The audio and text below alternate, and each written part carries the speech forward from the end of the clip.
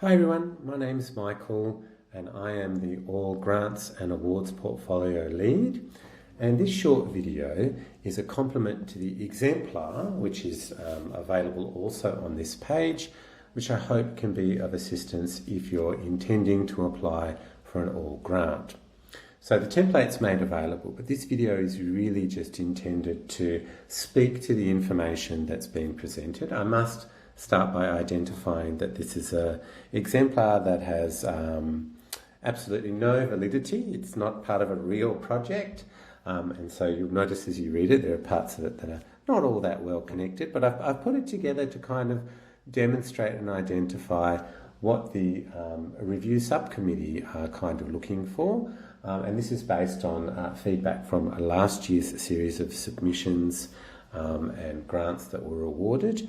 And again, you're very welcome to contact me if you have any further queries in relation to what's presented here or about the process itself. So what you see on your screen and what appears in the exemplar is kind of the back end. On this page below there is the actual submission form which needs to be filled out to apply for a grant.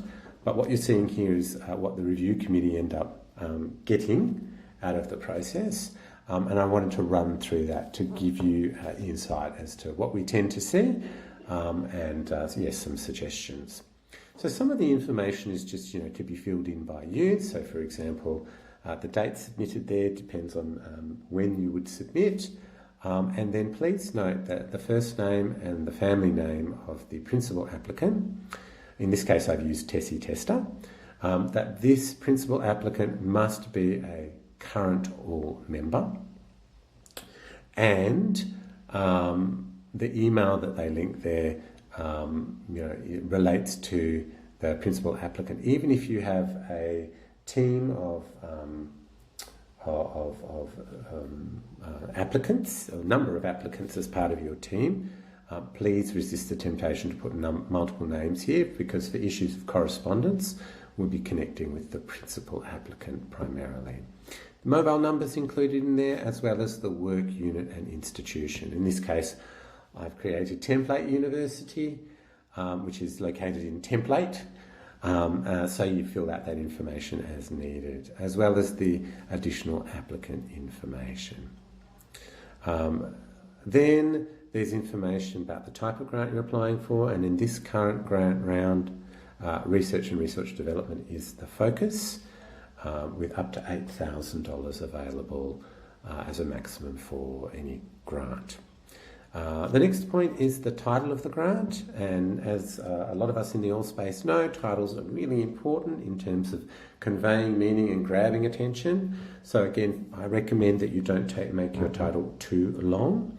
And as you can see from this sample here, it's beginning with a continuous verb, an active reporting verb, investigating, and the other verbs that are used, understanding and providing, are also really useful to use and give a great sense of what your research project or your grant application is about.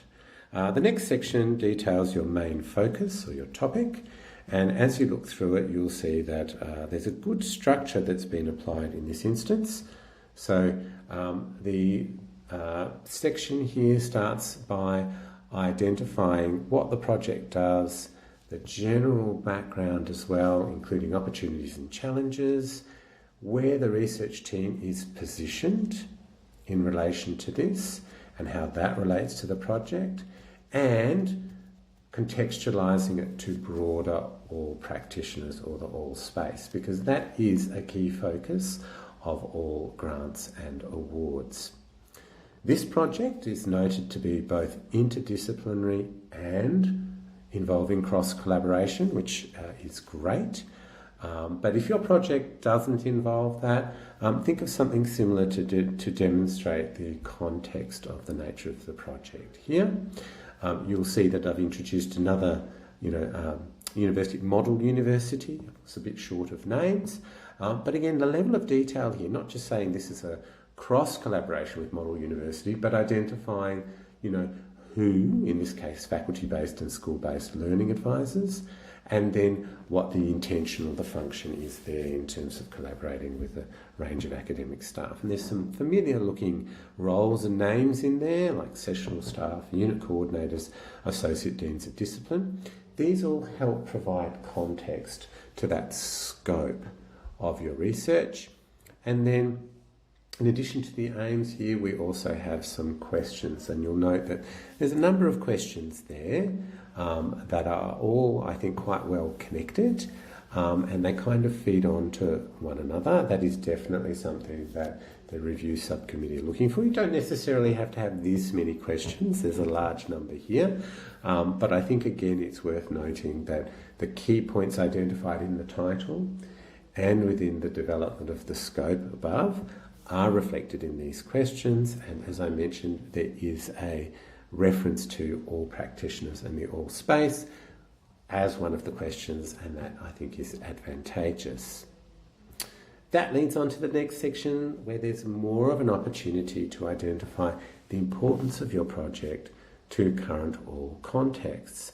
And again, this project looks at generative AI, and again it mentions other key stakeholders in kind of the university context, academics, students, all practitioners. So, it starts at that level of talking about the broader impact.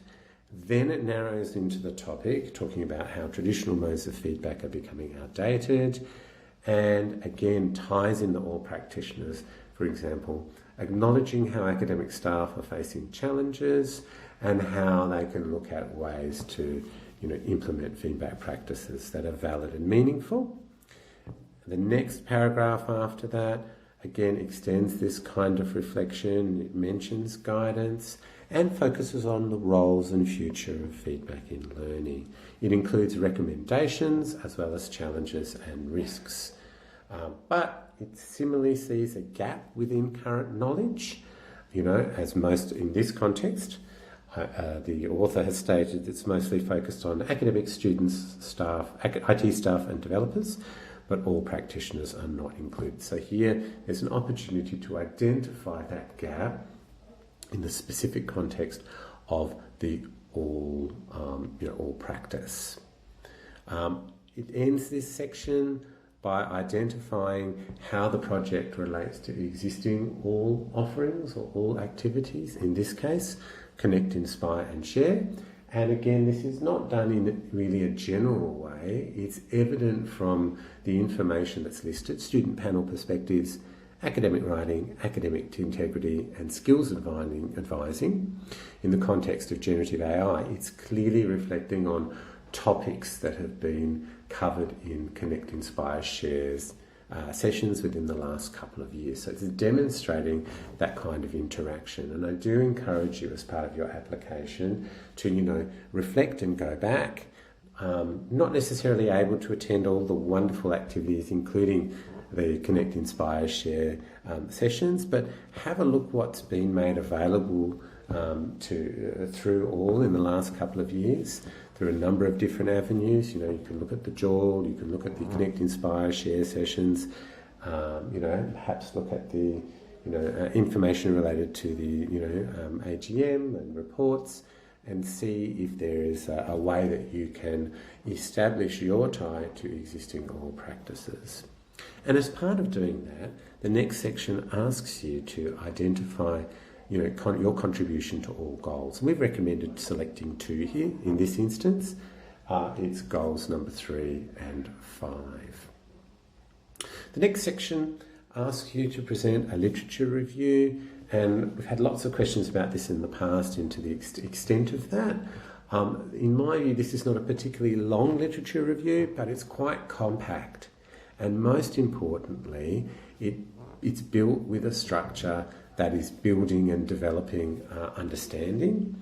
It's got lots of references in there, and these references are recent and they are specifically relevant to the topic. It identifies a gap, and at the same time too, details the existing scope and the limitations of what's been done so far, and how it hasn't necessarily been transferred over into the all space. And then that third paragraph kind of broadens out and looks into the wider meaning and understanding.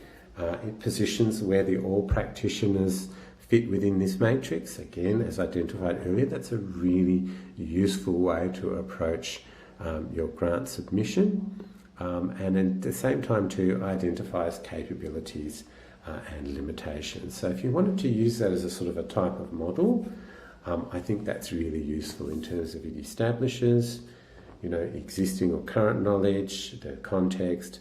It then identifies what studies have done thus far, and then connects it back to the role of the all practitioner or all practice. So again, a number of references there, and a preference for, in this particular application, there's some really recent and timely research that's informing that literature review. After that, you're expected to demonstrate a methodology and methods, and you can see that this methodology uses appropriate terminology. It identifies itself as a pragmatist research methodology and identifies both quantitative and qualitative data, before then detailing some of the methods. For example, in this case, mixed method surveys and interviews, and the intention for doing that, in this case, to capturing a range of perspectives and applications. Then it mentions the kind of how component, in this case, Qualtrics with follow-up interviews, and then it lists some prospective questions. So again, that level of detail that's being presented here, for example, in relation to the survey, it's really helpful in terms of the committee, review committee, being able to conceptualise what the focus is of your research. And the more of these type of figures you can put in that help extrapolate what your intention is and the level of detail, the more it benefits the overall impact of your submission. So you can see there are three useful questions here that give a strong sense of what the nature of the survey would involve. There's similarly a timeline, and you'll notice that this timeline is specified by months, and it lasts for 12 months, from October 2025 through to October 2026, and that aligns with the fact that grant rounds are annual and they are awarded on sort of for a period of 1 year, and you'll see that there is relevant and systematic detail. Even though there isn't a great deal of detail, it's been well thought through, and each month, each item, each series of months, each component is detailed suitably in a logical structure and fashion. In some instances, you'll find that you'll be tempted to write a lot of detail for some months. Maybe those are the ones or those components that you feel that you know best, and other ones receive very little detail. That doesn't present the most coherent timeline. So as the current example demonstrates, it's not necessarily about having tremendous amounts of detail. It's being able to demonstrate a systematic approach towards the timeline and staging of your research project. Dissemination strategies is another area that we ask you to cover, and for example, JAWL and all events are mentioned as just examples within that component, and you can see from the responses here, again without tremendous amounts of detail, there's quite a broad approach towards distributing findings and impact. Words here that are used like multiple formats, pragmatic strategies, for all community and beyond, those things are very, very favourable. Similarly, identifying the potential to be part of the Connect, Inspire, Share series, so something that's already being offered, that's available and highly popular within the AALL space, is really useful. Similarly, identifying future AALL conference or another potential related conference, and the university's internal teaching and learning forum, or it could be universities, if this also applies to template university and model university in this scenario. The intention towards a research paper for submission to either the Journal for Academic Language and Learning or another relevant publication. There is no requirement of a submission to the JALL, but in many instances applicants are looking for that. There are other fantastic journals out there that also provide a great platform for disseminating findings. And in this case, what's really novel here is the submission of an article to the conversation, which implies a wider public audience, especially those that are interested in, tertiary and higher education components, but there's an element of research translation going on here to present the information into a broader context. The next component you see is the budget, and you'll see that the amount sought is quite specific, including down to decimal points, and that it matches with the information listed below. There may be a temptation simply just to apply for the maximum, because that's sometimes what you do, but the subcommittee would rather see, the review committee would rather see indications of a thoughtful application of budgeting towards the components related to your research grant. And you can see that there are specified details there, including time release, so that's the specific purpose for the funding. There's dollar amounts, there's units according to hour, there's on costs included, which is an important factor I'd recommend you to keep in mind when it comes to budgeting for universities. And also there are additional things, for example, like morning and afternoon tea here, and an estimated number of interviewees, with an understanding that recruitment doesn't always go that way, but all those figures that are presented there, they all add up exactly to the amount that's specified, not necessarily just to reach the maximum amount of 8,000 that is available. So again, that's quite a impactful way of presenting your budget. Doesn't necessarily take a great amount of time, doesn't require too much detail, but it's transparent and clear in terms of what the intention is for the spending. After that, we ask you to identify why institutional funding has not been provided for the project, and you can see an example here where Template University is identifying cost-cutting measures, and funding for projects like these are, as a result, are limited. But you might find that there are other contexts or circumstances that explain why institutional funding is not available, and you could definitely detail them in the particular section. Similarly, identifying the project being cross-institutional, that's an important factor to consider, and we do have a preference for those that can demonstrate cross-institutional linkages or connections. And here, as an example of that, the project is sought to engage different students at Template University. What I haven't included in the exemplar, but I should have, is also the reference, as mentioned earlier, to using Model University, and this being collaboration between Template and Model University. The last components are purely administrative, identifying the name and bank account details. Please note that those are fake. I think it's quite obvious, but just thought I'd specify that so there's nothing confidential being presented there. And the last thing that the form prompts you to do is to check that all the conditions are met. So please make sure that that is the final component that you do before you put in your final submission. I hope this short video has been helpful, and please feel free to use the template that I have, the exemplar that I have presented here. If you do have any additional questions, please do feel free to email me directly.